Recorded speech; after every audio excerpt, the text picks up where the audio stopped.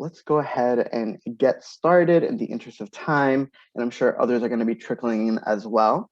So good afternoon, good morning. My name is Christian Sosa, and I'm the program manager for the Donald M. Payne National Development Fellowship program that is funded by USAID but managed by Howard University. This event is the first event for our so aptly named Backstop Week, where we're going to be talking about crisis stabilization and governance, which is a mouthful, but get used to it because you're probably going to hear it a lot. So what I'm going to do for this event is do a very brief, very condensed version of an overview about the program itself, as well as our application, all this information that I'm going to assume you have at least some knowledge of, and then switch over to the Backstop itself and our guests, which have joined us. So we're going to have one Payne alumni and two Payne fellows speak towards the end, and definitely welcome all of your questions. As a reminder, this event is recorded, so if you do not want to show up on camera, just don't turn your camera on. But during our Q&A portion, you're welcome to come off mute and ask your questions verbally, certainly, or type them during in the chat. With those general house rules, boring things out of the way, let's go ahead and get started. So as I mentioned, the Payne Fellowship is funded by USAID, but managed by Howard University, and it was founded in 2012 with the goal of identifying and developing members of underrepresented groups for a career in the Foreign Service. So that underrepresented groups or diversity can be understood in various different ways. The Payne Fellowship itself is looking at diversity in racial and ethnic minorities, socioeconomic diversity, gender diversity, geographic diversity even, truly to build a foreign service within USAID that reflects the American population as a whole. As you can imagine, the Foreign Service, both within USAID and State Department, has been traditionally pretty white, pretty old, pretty male, and also pretty like coastal, right? So we're trying to build a foreign service that's better reflective of the American population.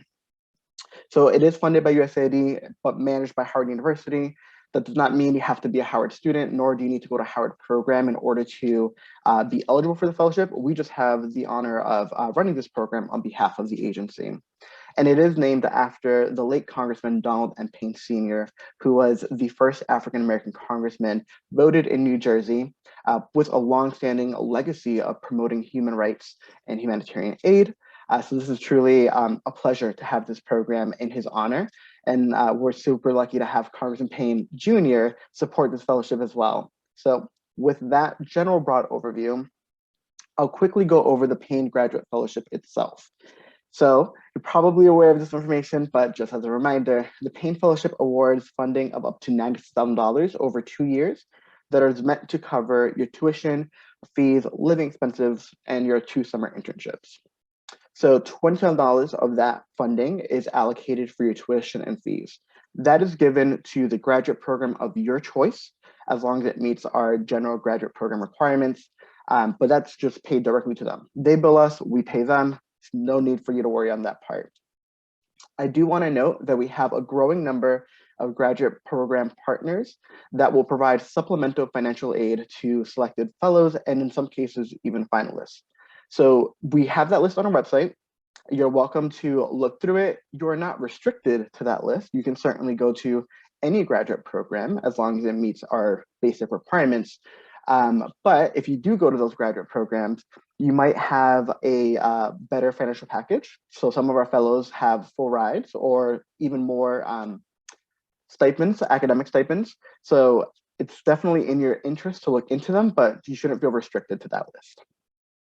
So $16,000 is allocated to you as a living stipend, paid directly to you as a fellow. Usually that breaks down in $8,000 per semester. This money is yours to use however you'd like. You can use it to pay rent, buy books, buy a new laptop if you need it for schooling. We're not going to police how you use that money, but we will encourage that you use it well. So technically you could go out and buy a car or use it for anything else. Just make sure you're using it well and whatever that might mean to you. And then we have $10,000 allocated for your 2 summer internships. So we will do the planning, the logistics, the housing for these 2 summer experiences. But the first one's going to take place on Capitol Hill here in Washington, D.C. And the second one would be overseas at a USAID mission. So we're going to cover the travel, the housing for all those, and they are paid internships. So you're going to be able to have that stipend over the summer as well. I'm happy to answer any questions about this during the Q&A portion. A lot of information on it is found on our website. So let's focus more on the application itself and the selection process. So the application components, our application is live right now. Pretty simple. You have to provide information on your academic background, and that's usually in the form of your transcripts. So we do require your transcripts to be provided from any institution you have been, that you received at least 6 college credit from. So that means if you went to a community college and received credit from there, and then transferred to a 4-year institution, we need to see both of those transcripts. So when in doubt, just send us a transcript. It definitely makes your life easier. We do ask you to complete a 600-word personal statement. So this is your opportunity to tell us why you're applying for the Payne Fellowship, why you want to be part of the Foreign Service, specifically with USAID. And the way I like to put it is, how is the Payne Fellowship the next logical step for you in that journey as you attempt to become a Foreign Service officer? So that means it's your opportunity to tell us, the Payne Fellowship is the next step in your journey to become a Foreign Service officer, and your journey to deal with a certain issue, a certain climate change, food security, whatever that might be, right? And there's different ways for you to frame this essay, and I certainly welcome you to ask our Payne Fellows and Alumni how they frame their essay as just a frame of reference. We do ask for a 400-word statement of financial need, and this is your opportunity to tell us the story behind the numbers. So of course, we're gonna ask for your student loan debt, if you have any. What's the cost of the program you're interested in? What's the cost of living for the cities that you might be going to? But all those are just raw numbers, and we wanna know how those numbers truly affect you and how they have come about. So I encourage you to think about the statement of financial need as your opportunity to tell us, what we can't see in the numbers, whether that be that you worked full-time during undergrad, and that's why you don't have student loan debt, or your family supported you during undergrad, but will not support you during your graduate studies, right? These are things that we won't be able to know unless you tell us. So it's your opportunity to take advantage of those 400 words and let us know what exactly financial need looks like and means to you. We do ask for 2 letters of recommendation. The first of which comes from a faculty person. I like to call this the letter of recommendation of someone who knows how you produce work.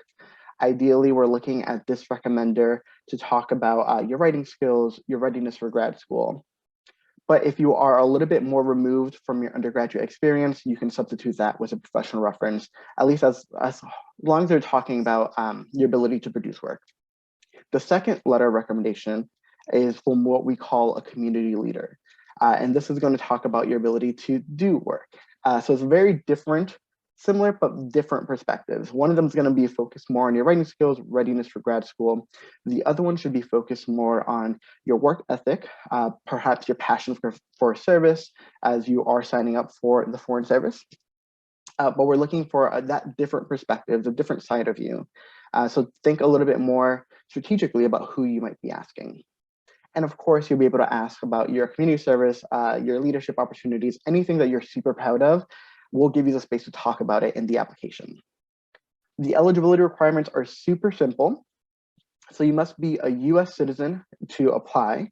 You must have a 3.2 GPA at the time of application. So that's a minimum 3.2 GPA. And you must be planning to enroll in a graduate program starting in the fall for this application cycle. That would be fall 2022. So that graduate program has 4 different requirements on it. Super, super simple. Well, it's 4, so I guess it's not that simple, but the graduate program has to be relevant to the USAID Foreign Service, ideally connected to a backstop. And I'm going to go over a couple graduate programs that might be relevant for crisis stabilization and governance. The program has to be a 2-year master's level program. Can't be a PhD, can't be a JD, can't be 3 semesters, can't be 5 semesters, has to be 2 years. It must be traditionally delivered in person, so no online programs, unless it has been converted to an online program due to COVID. We've seen that happen, that's fine, but it must be traditionally delivered in person.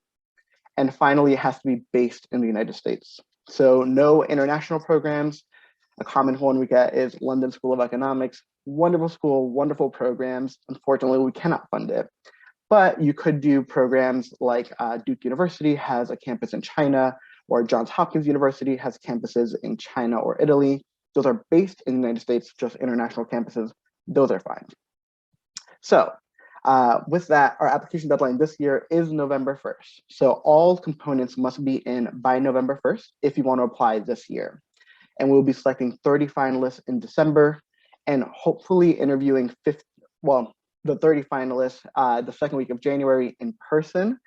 If not, if we have to do it virtual, we're able to do it.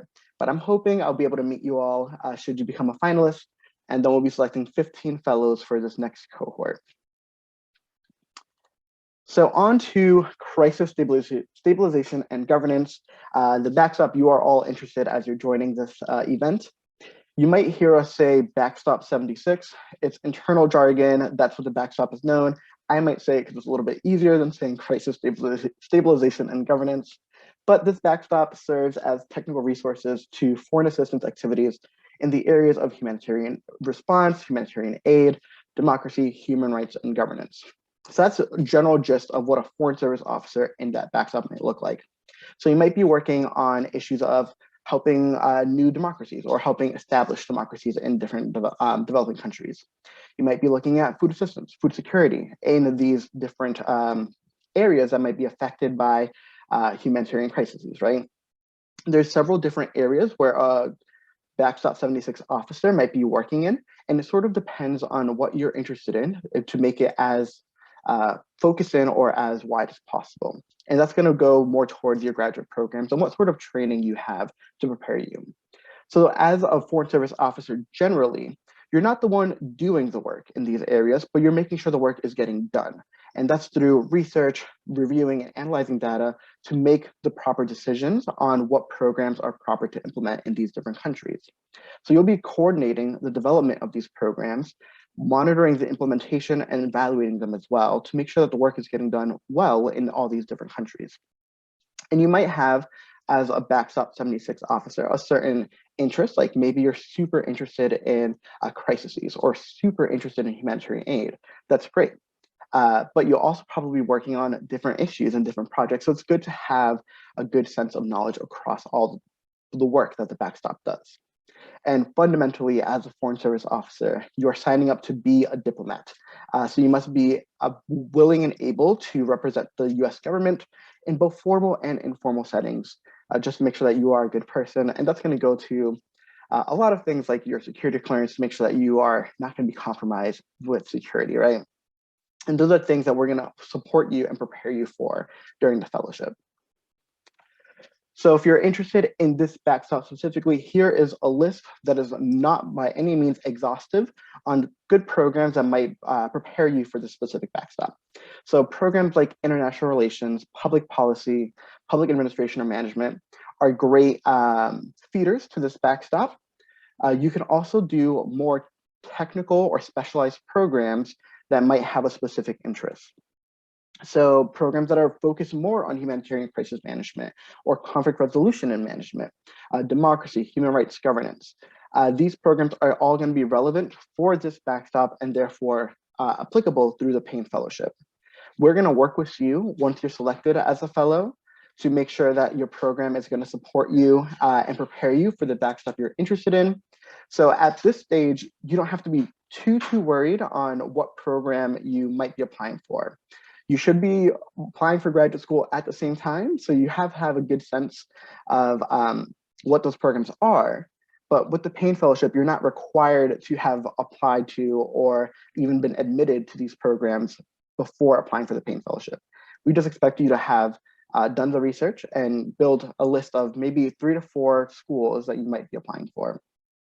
But again, you're not restricted to this list. It's just an example of the programs that might support you. So that was a lot of information in just 15 minutes, but I'm gonna shift over to the true stars and guests of our program and talk to our Payne Fellows and Alumni. So first, I'm going to introduce Anthony Medeiros, who was a 2014 Payne Fellow, so one of the OGs, and is currently Deputy Director in the Office of Democracy, Human Rights, and Governance. Great, thanks so much, Christian. Yeah, 2014 seems like a long time ago now when you say it. But yeah, I'm Anthony Medeiros. Great to meet you all.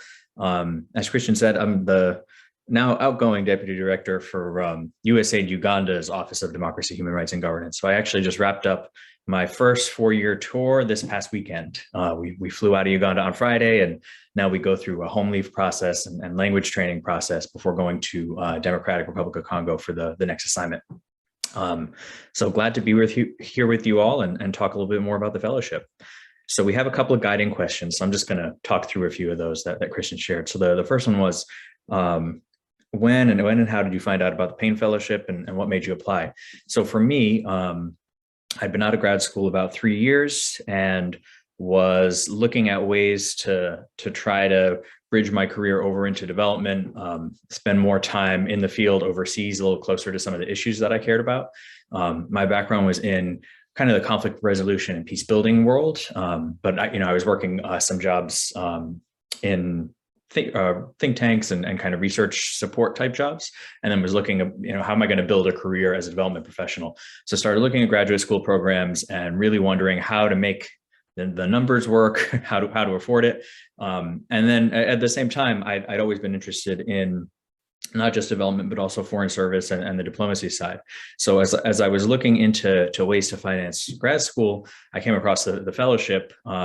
And that was the first time I really started learning about the USAID foreign service officers and what they do and how they kind of bridge those worlds, bring it all together. And as Christian described, manage portfolios where you design and you oversee U.S. foreign assistance programs.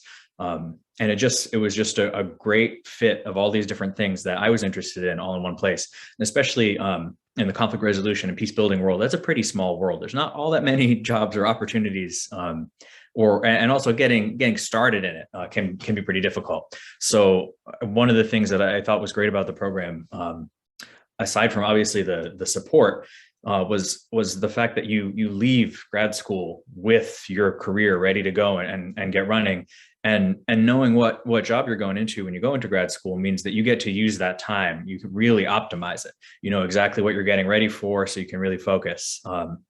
And then, of course, things like the Capitol Hill internship and the overseas mission internship that help you kind of get more exposure and confidence in the field. And again, just feed back into everything you're learning through your classes in grad school. So just all those layers make a really rich experience. So those were the reasons why I applied to the program. For preparing for an application, since I was applying to grad school at the same time, you're doing all this reflection, you're looking at all these different potential career options and thinking about the issues that really matter to you and what you want, how you want to contribute. So you're probably already doing a lot of that thinking that you need to do for the application if you're looking at graduate programs at the same time. So that was a lot of what I did to prepare. It's good that Christian mentioned the kind of financial narrative as well, because that's important. I think it's good to show that you've thought about how you're going to find a way through grad school. You've thought about how all those pieces are going to work, or maybe how they almost work, but with some help you could get there. Just having done that thinking is really important.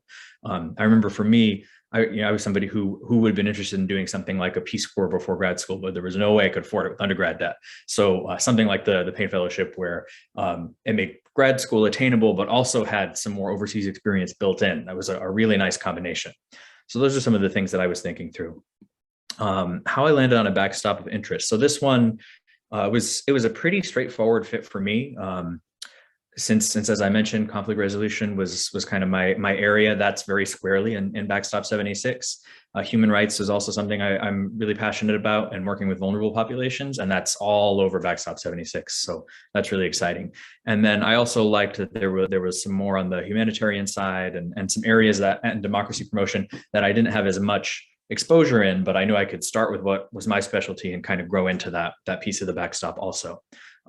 So yeah, I was just excited about the different pieces that make up that particular backstop.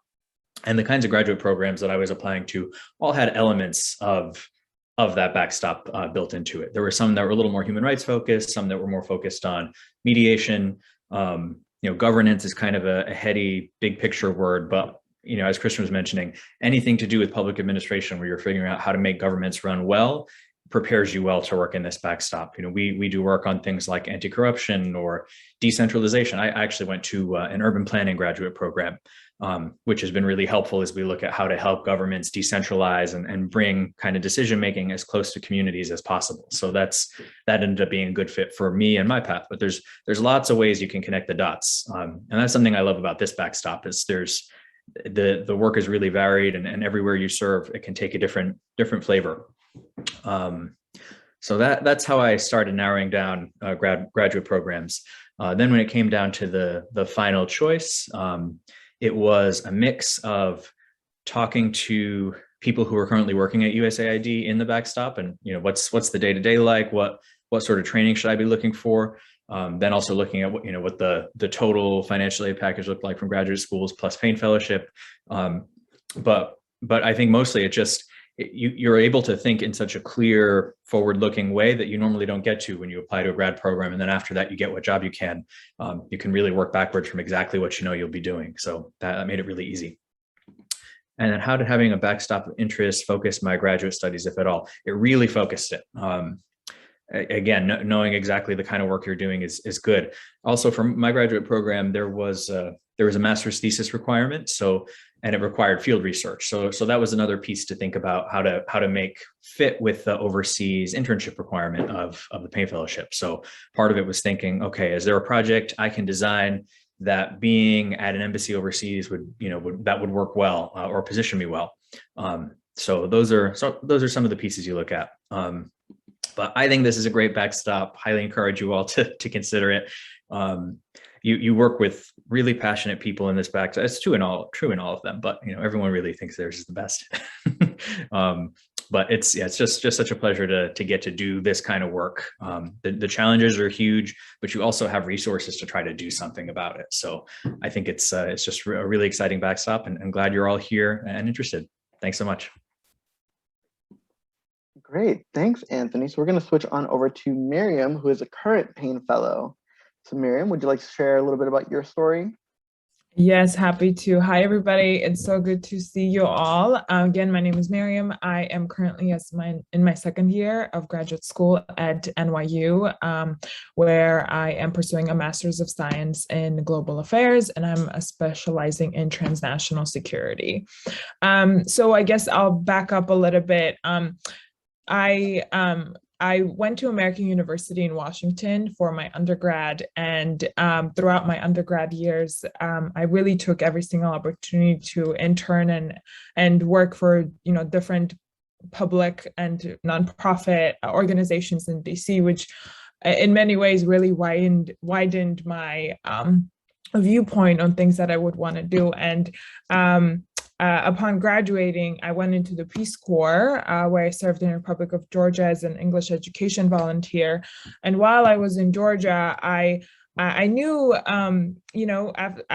upon returning back to the U.S., that I wanted to do grad school, but I also knew that I wanted to continue, in the public service field, and I wanted to continue basically giving back. I'm an immigrant to the U.S., and so I have a really big sense of just working for the public and doing everything I can. And so I was looking at different types of scholarships and fellowships, and I came across Payne, and it clicked right away. I definitely didn't think I would.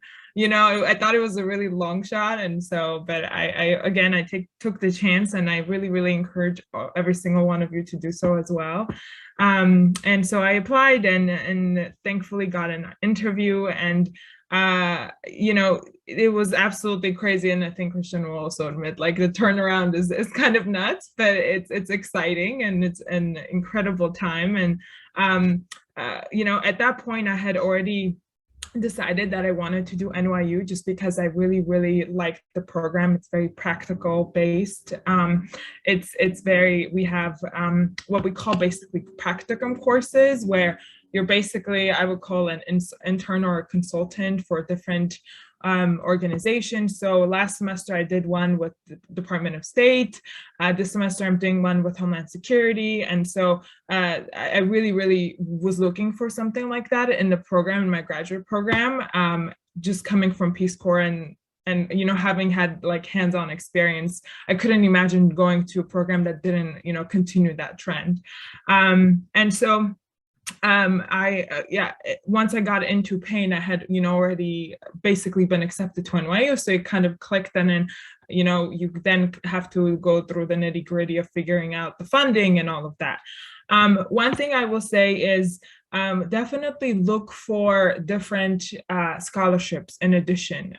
I personally also have the Coverdell Fellowship at NYU, which is, those of you who have done Peace Corps are familiar, is basically they will cover half of your tuition if you go to a partner school, very similar to how the Payne Fellowship works in a sense, but of course there's no like the job requirement at the end of it. And so I am lucky enough to have both fellowships, which allows me to go to school basically, you know, fully funded. And so, but the point is that those are not the only, I guess, scholarship or funding opportunities out there. There's so many. I was lucky enough to, you know, qualify for many in my undergrad years as well. And so one advice I can give to each and every one of you is, you know, do your research. And really, really, you know, look out and ask people, you know, if you find someone who has, you know, had a fellowship or a scholarship that you're interested in, talk to them and really, you know, try and build those networks, which I highly, highly encourage all of you to get your grad school paid for, because it's very expensive. So if you can get, you know, that paid for, it's a win. I think also in terms of grad school, one thing that I was really looking for is also, I would say, database classes. So for example, my program, the way it's structured is one of your first courses is data analytics. I'm also taking a GIS course. Those of you that are familiar with it, I just, those are things that, you know, were really important to me that I thought would be really important, you know, going into the Foreign Service in general.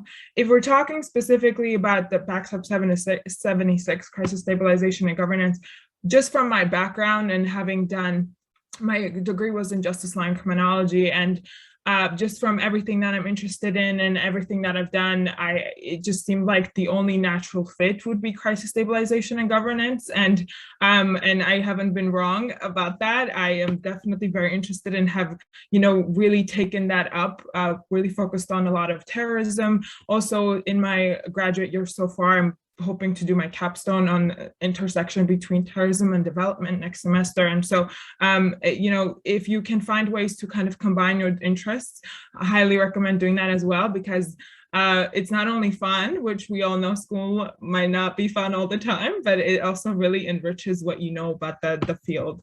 Let's see. I think that's all I wanted to say. And it's just the last thing is, I really highly encourage every single one of you to apply, and, you know, don't look at the application as daunting. Do not, you know, really, you know, put yourself out there, write a story, you know, tell us, you know, what, or tell those that will be reading your application why you think this is an incredible opportunity. This is a good step, as Christian was saying, this is a good next step for you, because, you know, I will be the first person to admit, you know, if you had asked me a few years ago, would I be here today? I probably would have said no. And so, I think you should really take a chance. And, you know, even if you are thinking about it a little bit, really do it. And of course, I'm here to answer any questions. You can, you know, email me, LinkedIn message me. I'm happy to help with anything. So thank you all. Great, thanks, Miriam. And finally, Zach, another current Payne Fellow. Thanks, Christian. Hi, everyone. Pleasure to see you all, meet you all. My name is Zach. I'm a second-year student at the Harvard Kennedy School, pursuing an MPP with a concentration in international and global affairs. I spent this last summer doing my fellowship internship with the Center for Conflict and Violence Prevention and the Bureau for Conflict Prevention and Stabilization, working on some issues in sub-Saharan Africa, especially the Horn and the Sahel. I sort of started my fellowship journey as an undergraduate at the University of Chicago. I ended up sort of falling in love and getting really excited and passionate about this intersection of international development and national security. I wrote my undergraduate thesis on the role that U.S. food assistance played in mitigating conflict in Ethiopia. And I actually applied unsuccessfully for the undergraduate Pickering Fellowship, which is one of the sister fellowship programs to Payne. So it was sort of something that was always on my horizon, but the time was not right, and I wasn't supposed to be a foreign service officer at state, I suppose. I ended up moving to DC and spent a couple of years working at the U.S. Global Leadership Coalition, which is a half nonprofit, half advocacy firm that lobbies the federal government for funding for the international affairs budget, so funding for the State Department, for USAID. And while I was there, I gained sort of a really cool perspective on the main players in the foreign policy international development world in DC, everything from understanding how the Hill works and the role that Congress plays, to getting to know the ins and outs as much as you can from the outside, the executive branch agencies that are involved in this type of work, as well as the nonprofit sector and how these big NGOs, as well as private companies, engage on issues of foreign policy and international development. And from there, I really came to appreciate the work that USAID does, and found that it was sort of the best manifestation of my interests, which is where, how can we leverage sort of the national security apparatus in a way to make an impact and make a difference in people's lives. And I think there's a really unique role that USAID can play in that while still maintaining its development mandate. So that was sort of what led me to apply to the Payne Fellowship. And similar to Miriam and Anthony, I was very much in need of assistance for funding my graduate program. I have plenty of debt from undergrad still to deal with, so it's been nice to be able to have this supported. As Christian mentioned, there's a ton of partner organizations or partner universities, excuse me, and that's a really great way to go about sort of trimming down your list of potential programs that you're interested in. The Kennedy School completely covers tuition, and you get extra stipends, which is a really cool thing. And that's, if you get the Payne Fellowship, you get the rest of that money as well. So definitely look into those. And I guess the last thing I'll say on sort of application is just that it was a really unique way to combine my interest in sort of politics and international affairs and international development with public service. And you've probably noticed that that's a thread that's gone throughout the answers you've heard today. And I think is something that's really important to your application as well, is this notion of public service and how you sort of see yourself fitting into that broader mission. In terms of preparing for the application, I'll echo, I think Miriam mentioned this, talking to fellows and talking to current USAID workers, USAID Foreign Service officers, as Anthony mentioned, is really, really helpful. Those conversations helped me understand why I was interested in doing this type of work, and certainly made it easier to convey that information both in the sort of written application that you do, as well as in the interview. I think it's an important piece for that part as well. In terms of backstop of interest, it also sort of felt like a natural fit. I was really excited about the prospect of having these sort of broad policy portfolios where there's a lot of really interesting work happening. You have humanitarian assistance, you have democracy, human rights, and governance, and you have these issues of conflict and violence prevention and stabilization, and the ability to sort of work at the intersections of some of those issues, as well as navigate sort of between them throughout a career sounded really exciting to me. And that sort of guided how I chose my graduate program, as well as the sort of things and opportunities and experiences that I've had in graduate school. I actually had to there's sort of a process you go through to demonstrate why your graduate program sort of works well for your backstop. And it was a helpful process for me to sort of figure out exactly how I was going to make an MPP, which can be a quite broad degree specific to Backstop 76. And that was a really helpful process. And it's shaped, the classes that I've taken. It shaped the sort of extracurricular work that I've done. My master's thesis is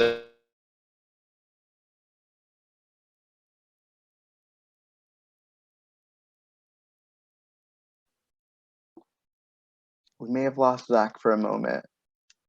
That's okay, because technology issues happen.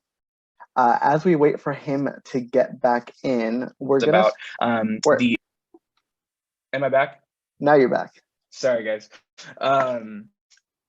So it shaped the way that I took advantage of opportunities in graduate school, doing research on relevant issues to help supplement sort of what might be considered a broader degree. And I knew that I was going to have the ability to do that at a place like the Kennedy School. So that's another just a little piece of advice. But I did struggle with choosing graduate programs. I mean, even after you do the funding piece, which I fully believe should be your number one criteria for a graduate program, there are a gazillion fantastic, amazing general public policy, international relations programs out there, and you will like learn awesome things and meet awesome people, all of them. And I feel like for me, determining where I was going to get the best bang for my buck, so to speak, was a really important consideration. So I would encourage you guys to prioritize that. But yeah, ultimately just going somewhere where you're going to have the opportunities to make the most of what you want. And as Anthony said, it's a real unique position to be in and privilege to know what you're going into and to be able to shape your graduate school experience to come out of it as the most effective policymaker, most effective foreign service officer that you can be. And I felt for me, being somewhere where you were going to gain a really robust statistical analytical skill set was really important to me. Learning how to write and communicate effectively in a policy environment was really important to me. So those were some of the things that I prioritized when I was choosing a graduate program. But I echo everything else that has been said. Talk to people, do your research, figure out your own sort of mission statement internally. And then once you do that, it makes it a lot easier to tell other people too. But you have to do the self-reflection to sort of make that happen. And as Miriam said, I'm more than happy to assist with any questions or concerns or anything like that, because I know it can be a stressful process.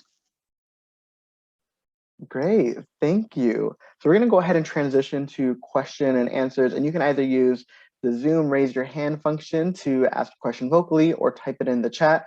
But to get us started on questions, one that I get often as the program manager is, what do I write about in my personal statement? What can I focus on?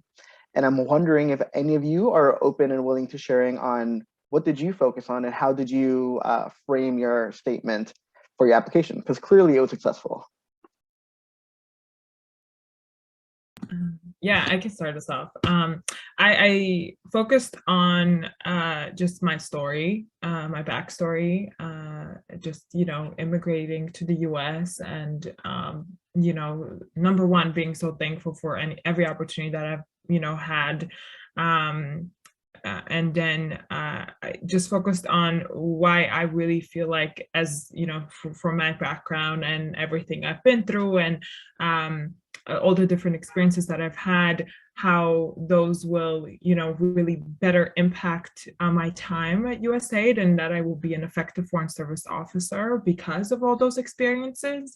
And also, if you have any other, really interesting and cool accomplishments that you have done. So, for example, if you have done a Peace Corps, AmeriCorps, or Teach for America, or any of the gazillion programs there are, focus on a really cool story. You got funding for a nonprofit to build something, just, really advocate for yourself and really describe, if you've really accomplished something that you're proud of, even if it's as simple as, graduating undergrad, that is an accomplishment. So, really brag about yourself. It's your time to shine.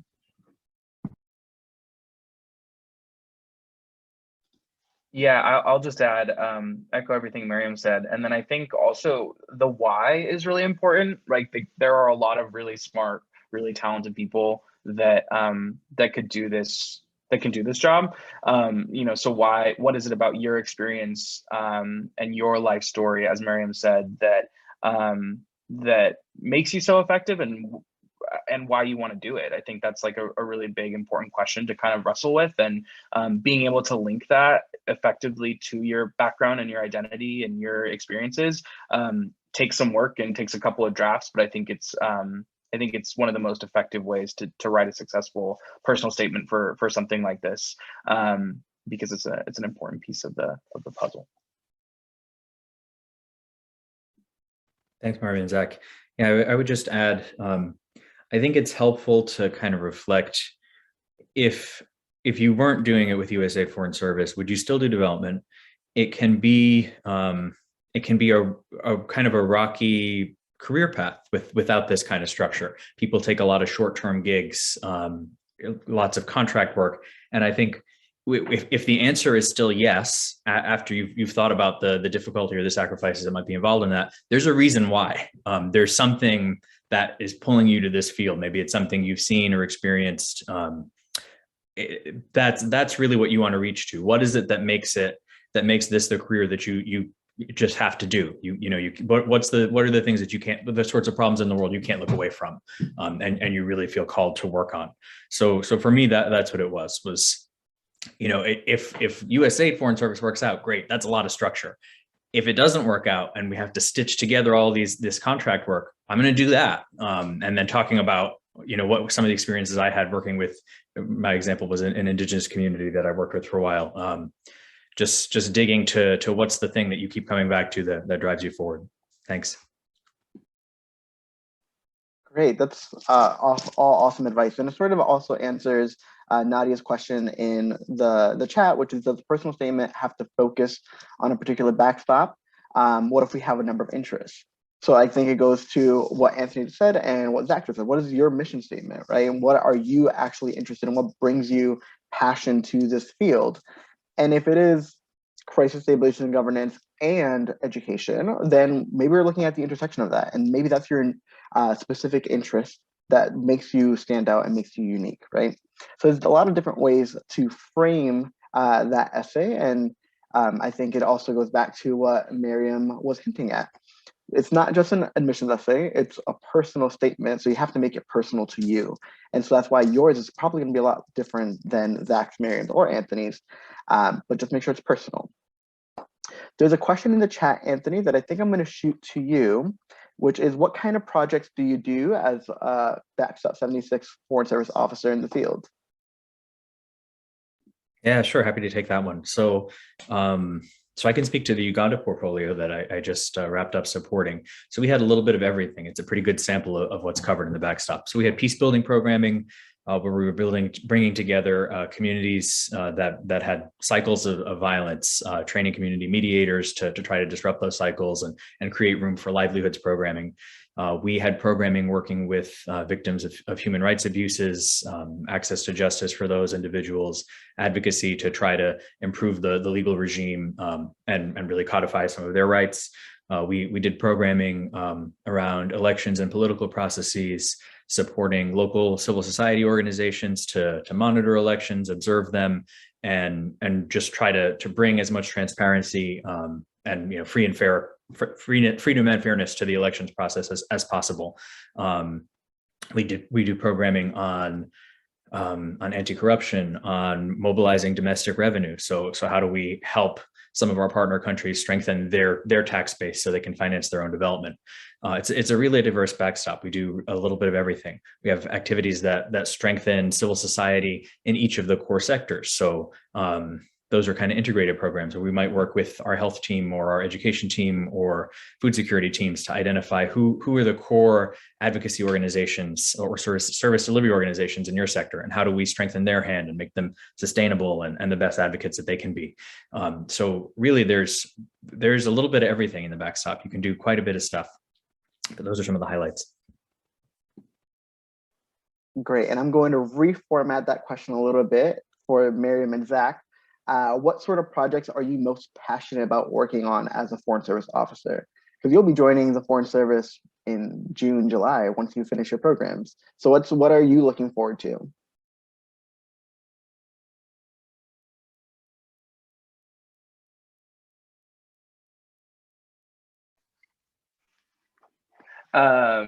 So I think for me, well, a lot of it was shaped by my summer experience this summer. I had a really sort of unique opportunity to do some sort of conflict analysis work, sort of oversee the creation and development of some conflict sensitivity programs that help sort of take into account and take under consideration existing conflicts and how we do the rest of our development work in a particular region or particular context. And that is something that was really exciting, and I'm excited to do more of as I sort of end up at USAID full time. So I think that was one of the cool things, again, about something like crisis stabilization governance, is that you at least for me, are constantly being introduced to something new and something exciting. But I'm also really excited to get back into sort of the democracy and election integrity space, which is something I had a background in from my undergraduate experience. And I'm looking forward to doing some of that work and working with the DRG Center to do some of that type of work. So it's kind of, it's exciting to be able to work on different things and to be able to look forward to new stuff and, sort of a constantly evolving set of issues and work. But I think some of the issues around conflict, especially on sort of these new conflict trends, whether we're talking about the impacts of climate change or the impact of disinformation, which is something that I've been working on for my master's project, like there's a lot of really new and exciting conversations happening, and the ability to help shape programming on some of those issues at USAID is something I'm looking forward to. Mariam? Yeah, very, very similar to Zach. And I think one thing I will add is I'm just incredibly excited to finally try and basically join what I've learned in grad school to my job and see how I can, enrich my time at USAID from all of the incredible things I've learned in grad school so far. And I hope to continue learning throughout the remainder of my program. So grad school has really been incredible. And so I am just really excited, and I constantly keep thinking about how I can make my capstone, in some way relate to the job I might be doing. And so, I think I'm most excited about that, how to basically contribute more and bring in new knowledge, new skills into USAID, just, fresh perspective, fresh pair of eyes. Great, thank you. There is a wonderful question in the chat that's speaking more about the lifestyle of a Foreign Service officer and the sort of life you're sort of signing up for. So can you speak to any challenges of Anthony being a current USAID Foreign Service officer from a personal perspective, such as this whole being posted abroad that may take on families, meeting new people, having a life abroad, essentially? And I guess for Miriam and Zach, for you to answer this question, how have you actively started thinking about that and speaking to your family? How have those conversations gone? Yeah, this is a great question, and I appreciate whoever submitted it. These are exactly the things to ask yourself and think about, because it is a commitment, and not just for you. It impacts everyone in your world. So for sure, the family life looks really different in Foreign Service. Our approach has been, you'll get rest and recuperation trips when you're posted overseas. So we use those to go back home and visit family. Others will use them to go take a break somewhere. Everyone has a different approach, so you figure out what works for you. In my case, for example, whenever I am assigned to a new post, then my wife does have to start a job search again at that next post. A benefit on the USAID Foreign Service side is that our posts tend to be a little bit longer than some of the State Department assignments. Not always, sometimes they're the same length, but you'll find a number of 4-year assignments. So that does, there's still regular change, which I like. I like, new challenges every couple of years. That's great, but the pace of change can be manageable. That said, there are a lot of resources within the embassy community. You mentioned meeting new people. You will constantly meet new people. That's not hard for sure. But in terms of spouses finding work or things like that, there are structures in place to support them through that process, and also a lot of doors open through being a member of the embassy community. So that can help. But yeah, for sure, it's a different. There's a whole different set of personal considerations that impact more than you. So definitely think about your situation. If there's anybody else who would be impacted in it, they get a vote. In the bidding process, when you think about what your assignments are, and the agency reiterates that this is a family consideration. You think about what's best for you. It is meant to be your career, so it's good to not burn yourself out just doing the hardest assignments you can. If that's it right off the bat in a row, if that's not what you want, if that is what you want, great, go for it. But there's definitely room for you to figure out a pace that makes sense for you and family that comes with you. But great question. Thanks. I think for me, the primary way I've been preparing is having conversations with people like Anthony, who are able to share sort of their perspectives, because it's, everyone I speak to, it's different for everyone. The best tips and best practices are different. Everyone has sort of, because everyone's contexts and situations are so different, whether you're married or you have kids or, you have other family obligations back home, everyone's sort of going through this process on their own. So I think it's been helpful to just hear different people's perspectives, and would encourage you guys to have those conversations with more folks. And then also, I think it's just, I lucked out to be at a place in my life where I am able to, finish grad school and spend some time in DC getting ready, and then, have the freedom to go and do this. I think evaluating where you are in your own personal life trajectory is an important part of deciding whether or not this is the right fellowship for you or the right lifestyle for you. So that's another thing I think to consider as well. Yeah, I couldn't agree more. I think as a woman also, the things that you think about are a little different. And so I would, highly encourage you all to think about, your family planning. If you are family planning, what are your goals? Where do you foresee, see yourself in the next 5-10 years? And for me specifically, I've been speaking with a lot of foreign service officers, specifically female foreign service officers who, I've been really, really incredible at giving advice in terms of, these are the challenges, but there are ways to work around, and it's okay to sometimes feel overwhelmed by all the different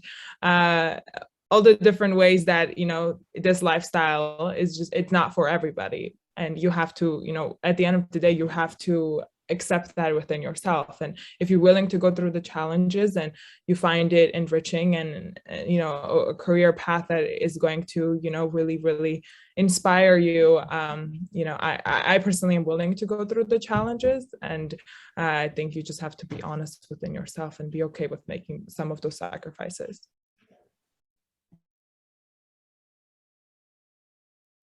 Christian, may I ask a question? Yeah, definitely. Anthony, I want to talk to you for a second. I saw the ring.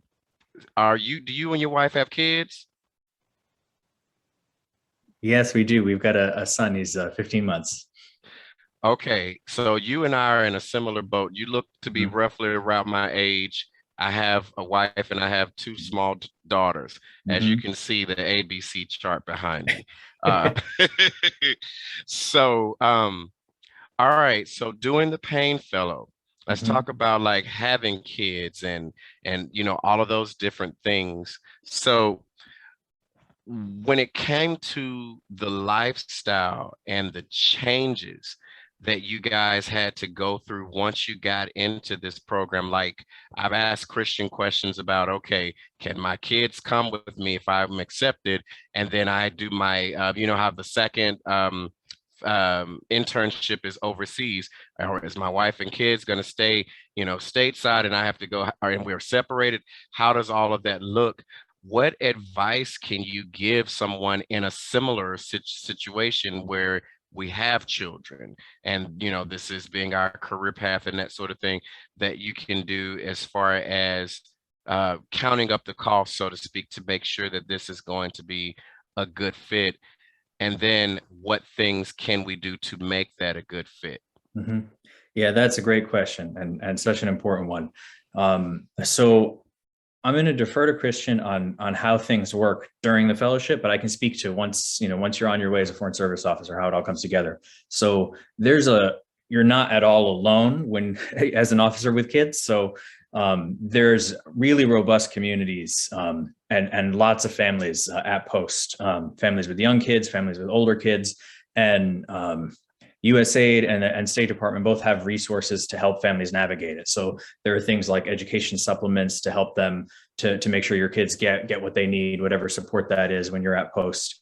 When it comes time to bidding, you include information on your family status, and you'll do research on, does this post have the right fit for what my kids need right now? And then that's information you can include when you go forward to bid, and they take that into account to make sure that everything works out.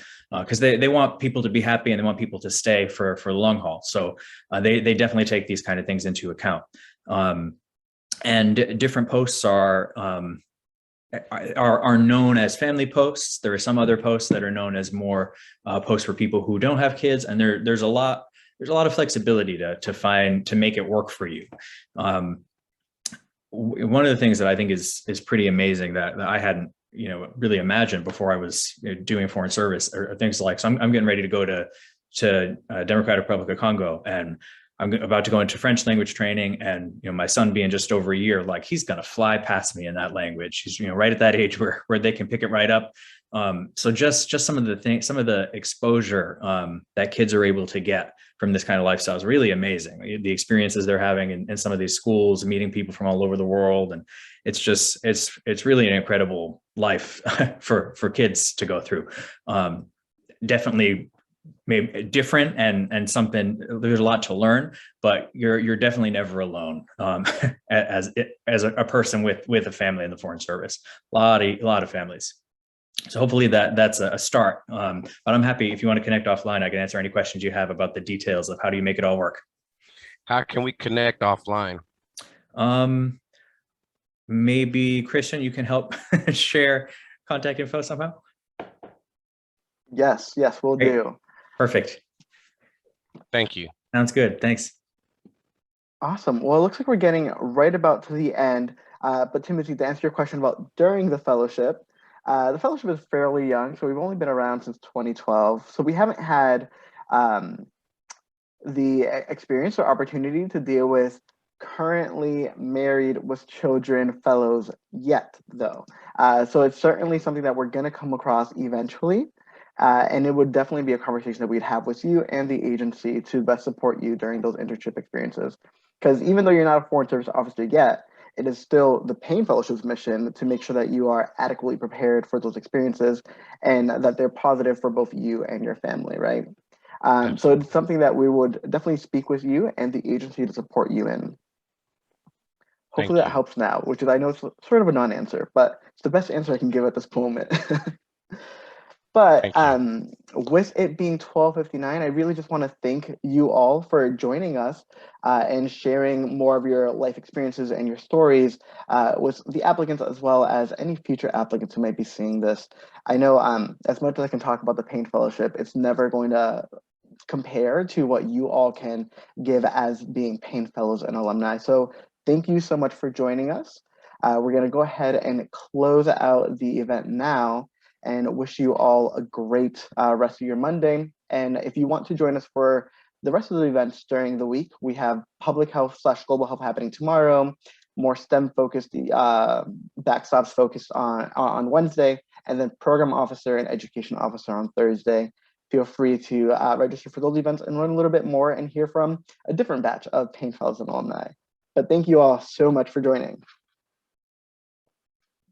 Bye, everybody. Thank you. Bye-bye. Thanks so much, everybody. Good luck. Thank you.